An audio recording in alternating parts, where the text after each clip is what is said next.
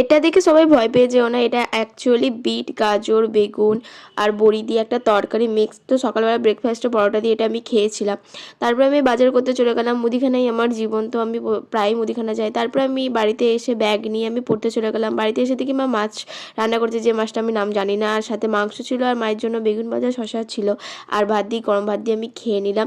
তারপর বিকেল 4টার সময় চান করি আর ঠান্ডা লাগিয়ে আমি মরি।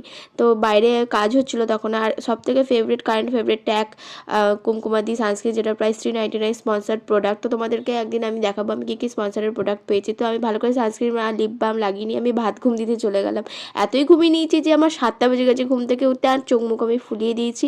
তারপরে মা আমাকে চা দিয়ে দিল, চাটা খেয়ে নিলাম ব্ল্যাঙ্কেটের ভেতর ঢুকেই।